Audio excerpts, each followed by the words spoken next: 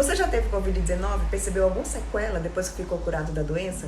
Se respondeu sim, já deixa aqui nos comentários qual a sua queixa. Sabia que a ciência ela já catalogou 115 sintomas associados às sequelas da Covid-19? Mas quando devemos nos preocupar? É sobre isso que nós vamos falar no vídeo de hoje.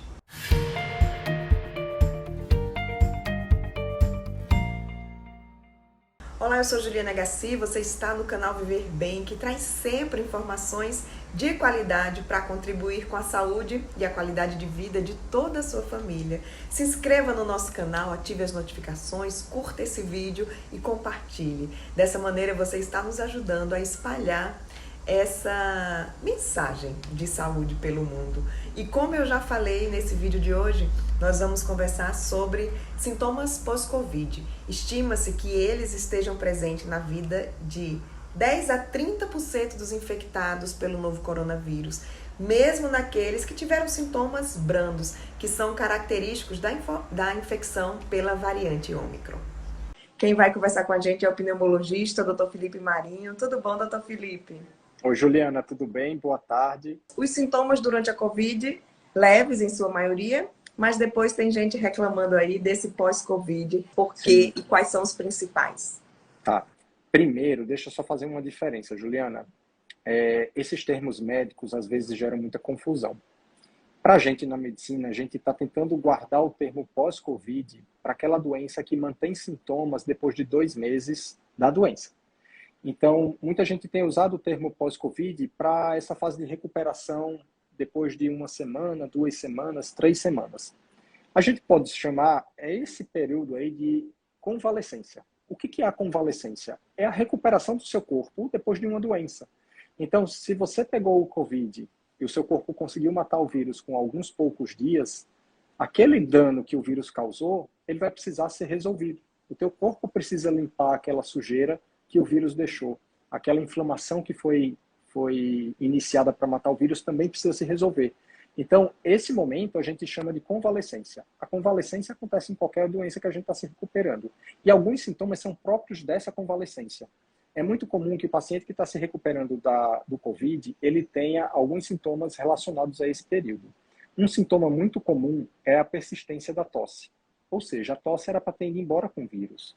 Mas é muito comum que a tosse fique presente por 2 ou 3 semanas depois que o vírus foi embora depois que o vírus entrou no nosso corpo. Então, a gente precisa desse tempo para reajustar todo o tecido que recobre nossos brônquios por dentro. Enquanto isso, o pulmão está irritado.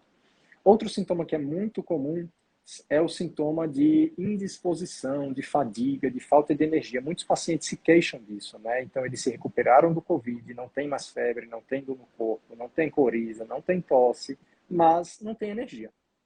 Não consegue retomar as atividades com o ritmo de antes, não consegue voltar para a academia, não consegue fazer os seus exercícios, não consegue trabalhar com a mesma intensidade de antes.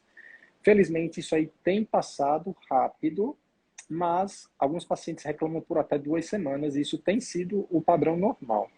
Quando a gente tinha pacientes mais graves no passado, aqueles pacientes que ficavam internados, essa fadiga demorava aí 2 meses, às vezes tinha paciente com 4 meses de fadiga. Então, hoje a gente não vê mais com tanta frequência, mas apesar do quadro ser muito, muito leve, fica um pouquinho dessa fadiga depois. Então, é natural que isso aconteça. E alguns pacientes se queixam ainda de coisas mais esquisitinhas, sabe? Dor nas costas, aquele sintoma de alteração de olfato e paladar não tem sido tão frequente. Mas eu diria que, sem dúvida, a fadiga é o mais chato de todos. Porque as pessoas têm até dificuldade de entender o que está acontecendo com elas, né? Estou sem energia de fazer as coisas, eu preciso fazer uns exames, eu preciso procurar um médico, o que está acontecendo comigo? E isso gera muito desconforto neles. Tem gente reclamando também de esquecimento, né? De perda de memória, é normal também? Isso aí já foi bem relatado antes com as outras variantes mais graves, especialmente naqueles pacientes que tinham internações, quadros mais graves, ou pacientes que já têm um estado de saúde um pouco mais frágil, por conta da idade, por conta de múltiplas doenças. E aí esses pacientes têm alteração de memória, têm alteração cognitiva, isso pode ser detectado com um exame médico mais minucioso, direcionado para isso, mas isso também tende a melhorar, só que demora um pouquinho. Antes, demorava mais ou menos 3 meses para esses pacientes melhorarem desses sintomas. Sintomas depressivos também eram comuns, né? Eu acho que é até injusto botar toda a culpa da depressão no Covid agudo, no Covid doença, porque o que a gente fez com o nosso estilo de vida por conta do Covid favoreceu demais as doenças mentais, né? Então, tirar todo mundo da sua rotina, botar máscara em todo mundo, deixar todo mundo psicopatizado com álcool, tirar as pessoas do exercício físico, tirar do convívio social, impedir que os avós abracem os netos, impedir que a gente se confraternize. Isso fez com que muitas pessoas, até o próprio home office, que a gente viu com muitos bons olhos, e de fato é uma vantagem grande a gente ter evoluído, mas o próprio home office tira a gente do convívio social normal, saudável, né? Então, esse contexto todo faz com que as doenças mentais hoje tenham disparado. Quem faz consultório vê paciente chegando. Essa semana eu atendi um paciente que a gente está investigando a causa dele ter falta de ar. Só que praticamente todos os exames dele são normais, tanto do coração quanto do pulmão. E eu falei, olha, vamos ter que dar atenção ao seu cérebro, porque é o que falta regular. E a gente só pode fazer isso depois que as doenças são afastadas. Mas só para dar um exemplo de que os pacientes têm chegado por conta dessas coisas. E de fato, esses 2 anos foi muito duro para a sociedade, né? Tem os sintomas mais raros ainda, Juliana, com relação à parte endócrina, com a alteração hormonal. Tem paciente que também tem sintoma de perda de paladar e de olfato por muito tempo, às vezes por mais de 1 ano, a gente não sabe se ele ficou com a sequela definitiva.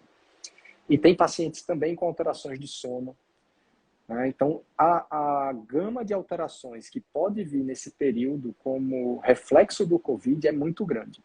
Mas hoje, se eu pudesse resumir, por conta do Ômicron, quais são os sinais e sintomas que costumam persistir. E aí, persistir, eu não estou chamando de pós-Covid, porque pós-Covid seria esse período depois de 2 meses, ou seja, um sintoma que demora mais de 2 meses para passar. Os sintomas persistentes de algumas semanas costumam ser tosse, essa fadiga, um pouco de dor localizada, às vezes nas costas, e normalmente esses sintomas costumam melhorar entre 2 e 3 semanas. O que é mais importante para o paciente saber é exatamente isso. Durante esse período, o corpo está se recuperando. Se isso estiver acontecendo a contento, ou seja, um dia está melhor do que o dia anterior, na próxima semana eu vou estar melhor do que essa semana, essa evolução está dentro do esperado. Está tudo normal, tenha um pouquinho de paciência e faça coisas que possam ajudar isso. Que é voltar à prática de exercício físico, manter uma alimentação saudável e repousar sempre que o seu corpo pedir. Então, manter uma rotina de sono saudável, fazer aquela higiene do sono, dormir no horário certo, evitar coisas que distraiam a noite, repousar o corpo, se alimentar bem e fazer exercício. Isso aí ajuda bastante na recuperação. E quando a pessoa deve se preocupar com esses sintomas? Muito bem. Já que a gente já sabe qual é a evolução normal, a gente precisa que a população também saiba quando precisa se preocupar e, opa, não estou evoluindo bem. Então, se o seu sintoma ele não está progredindo para melhora, ou se ele mudou de característica, por exemplo, eu estava indisposto, mas eu conseguia fazer minhas coisas, agora eu estou tendo uma dificuldade, que para ir para o banheiro tomar banho, eu preciso tomar banho sentado, ou eu tenho que parar no meio da minha caminhada até o corredor, ou subindo no lance de escada, eu preciso parar para respirar. Então, essas coisas que mudaram de características precisam de atenção. Então, o médico pode ajudar para ver se você não tem uma complicação do COVID ou uma doença associada ao COVID que pode ter vindo depois, como a própria miocardite ou como uma embolia de pulmão. Esses eventos são bem raros, não são frequentes não. E ultimamente com o COVID mais brando, eles são mais raros ainda. Mas de certa forma, sempre vale a atenção para a gente ficar observando isso. Eu poderia dizer que não é normal você fazer alguma atividade física e faltar o fôlego. Diferente de fadiga, que é falta de energia, falta de vontade, daquela força muscular que eu tinha antes, a falta de ar é diferente, é um padrão respiratório com dificuldade. Eu tenho dificuldade do ponto de vista respiratório para fazer uma atividade. Isso não é normal. Tá? Mesmo na fase aguda do Covid ou na recuperação do Covid, ter falta de ar não é normal. Ter inchaço nas pernas, ter dor no peito, ter tontura, isso também não é normal. Qualquer sintoma desse precisa ser valorizado. E se esse sintoma ele mudou de característica, se a gente estava em melhora e ele mudou de característica, você precisa valorizar.